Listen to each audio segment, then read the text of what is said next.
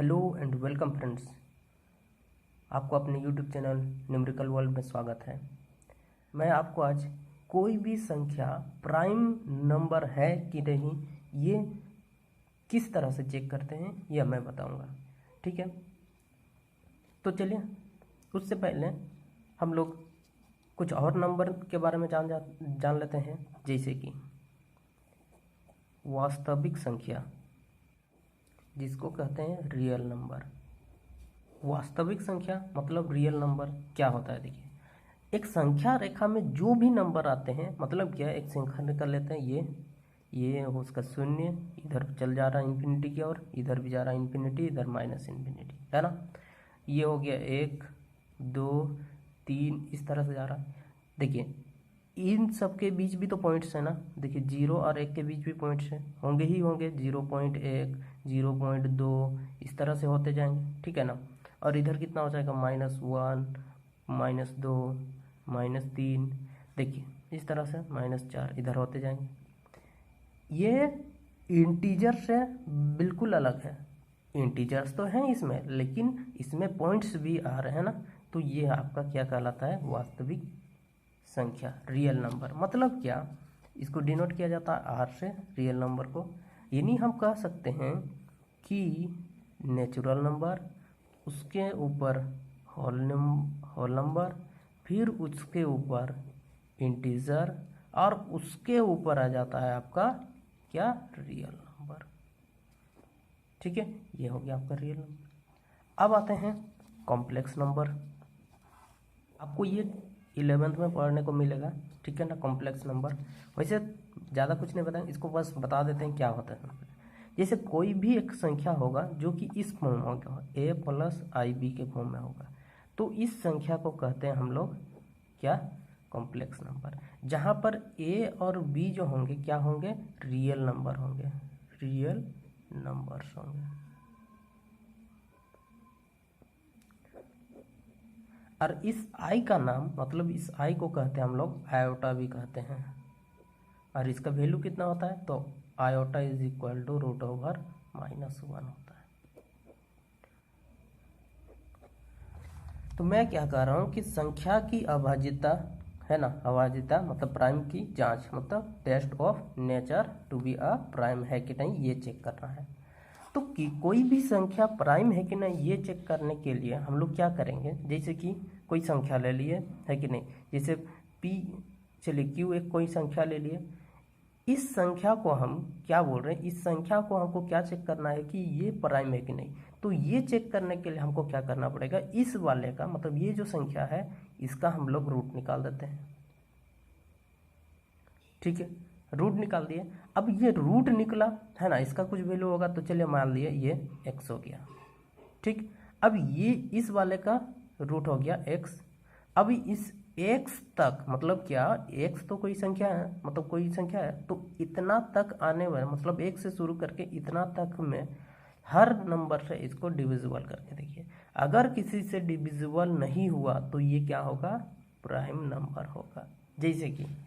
जैसे कि हम लोग शुरू करते हैं, जैसे कि अगर हम लिख देते हैं 181, क्या कर रहा हूँ मैं, 181 एक संख्या ले लिया। अब क्या कह रहा हूँ मैं कि इस वाले का रूट निकालते हैं, ठीक है ना। तो जरूरी नहीं कि परफेक्ट रूट आए, ठीक है ना, खाली रूट निकालते हैं। तो चलिए इस वाले का अगर हम रूट निकालते हैं, मतलब √181 करते हैं, ठीक है ना, तो ये कितना का जाएगा, तो 14 का जानते हैं 196 होता है कि नहीं। तो 14 का मतलब 14 का स्क्वायर कितना होता है, 196। ठीक, तो चलिए इस संख्या को ले लेते हैं हम लोग 14 को। ठीक, अब 14 से नीचे जितने भी संख्या आते हैं कितना आएगा, 2 से लेकर 13 तक, 2 से लेकर 13 तक जितने भी संख्याएं हैं, मतलब जो 2 से लेकर 13 तक जितने भी संख्या, उन सभी संख्याओं से इसको भाग देंगे।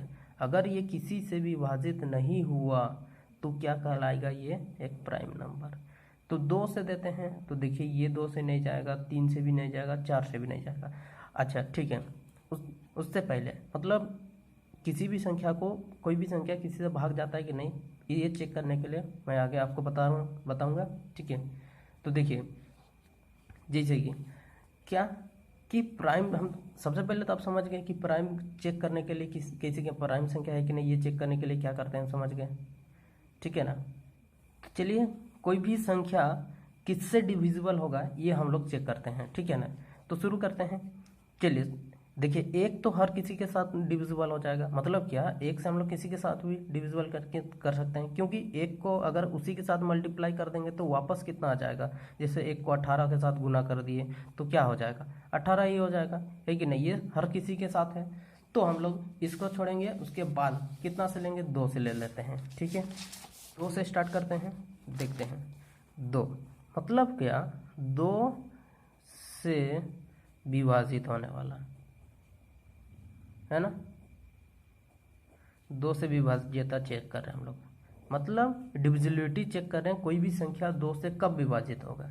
तो कोई भी संख्या 2 से तब विभाजित होगा जब उस संख्या के इकाई में, मतलब क्या, कोई भी संख्या 2 से तब विभाजित होगा जब इसके इकाई में कितना हो, कोई या तो 2 हो या सम संख्या हो, है ना। सम संख्या हो या डिजिट हो, बोल सकते हैं, सम अंक हो, तब क्या होगा, वो अंक हो तो वो 2 से विभाजित होगा। अब कैसे भाई, देखिए, चलिए 242 लिख देते हैं। तो देखिए यहाँ नीचे लास्ट में इकाई के अंक में कितना है, ये इकाई है आपका, इकाई में कितना है, 2 है, तो ये 2 से विभाजित होगा। क्यों, 2 से भाग दे दीजिए, 2 1 2, 2 दूनी 4, 2 1 2, मतलब 1 2 1 हो गया। उस तरह से आप ऐसे कर सकते हैं, देखिए 188 कर दिए, ये एक संख्या।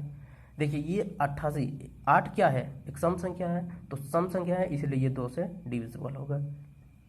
9 दूनी 18 हो गया, इधर 4 दूनी 8, 94 हो गया। ये इस तरह से 2 से डिविजिबल होगा। उसी तरह 3 से डिविजिबल होने के लिए 3 से विभाजिता, 3 से विभाजिता चेक करने के लिए क्या करते हैं, तो 3 से विभाजिता चेक करने के लिए क्या करते हैं, जो भी आपका संख्या दिया गया है उस संख्या के अंकों को जोड़ देंगे, और जोड़ने के बाद यदि वो 3 से भाग जाता है तो वो क्या होगा, 3 से डिविजिबल होगा। अब कैसे, चलिए तो एक संख्या ले लेते हैं, चलिए 4 6 5 कर दिए, ठीक है ना, 4 6 5 कर दिए। देखिए अब क्या करिए, देखिए मतलब डिजिट सबको जोड़ने बोला, तो 4 और 6 10 हो गया, 10 और 5 कितना हो गया, 15। तो मतलब यहाँ 4 + 6 + 5 बराबर कितना हो गया, 15, और 15 3 से विभाजित है, तो 3 × 6 15। तो मतलब ये संख्या कितना से विभाजित होगा, 3 से विभाजित होगा। समझ में आ गया। चलिए और एक संख्या ले लेते हैं, जैसे कि 138 है ना, 1338। अब देखते हैं कि ये 3 से विभाजित है कि नहीं। चलिए जोड़ देते हैं, 1338।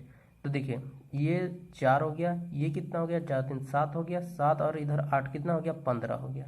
तो ये भी 3 से विभाजित है, तो ये भी 3 से विभाजित हो गया। तो 3 से विभाजित होने वाला मिल गया।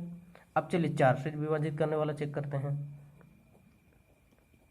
4 से विभाजित होने वाला चेक करते हैं। मतलब क्या कि कोई भी संख्या 4 से कब विभाजित होगा, मतलब कैसे जानेंगे कि कोई संख्या 4 से विभाजित है कि नहीं, ठीक है। तो 4 से विभाजित होने के लिए उस संख्या के लास्ट, मतलब क्या, अंतिम 2 अंकों को देखेंगे, 2 अंकों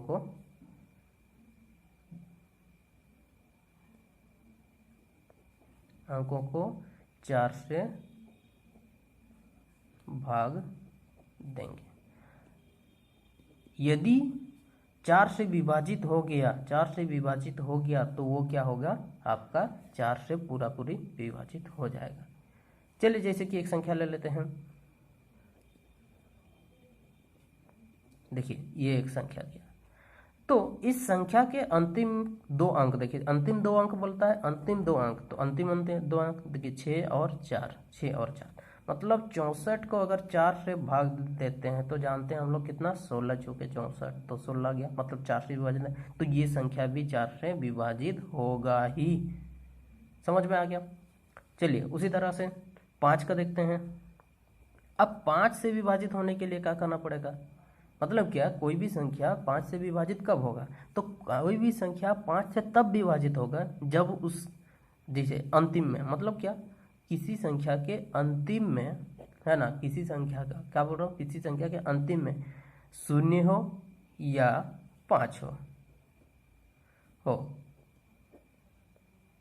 मतलब क्या, वो जो डिजिट होगा या तो 0 हो या तो 5 हो, तब क्या हो जाएगा, ये 5 से विभाजित होगा वो संख्या। जैसे कि चलिए हम लोग एक संख्या देख लेते हैं। देखिए यहाँ एक संख्या है जिसके इकाई के स्थान पर, देखिए ये इकाई के स्थान पर कितना दिया, 5 है, मतलब ये 5 से विभाजित होगा ही होगा, करके भी देख लीजिए।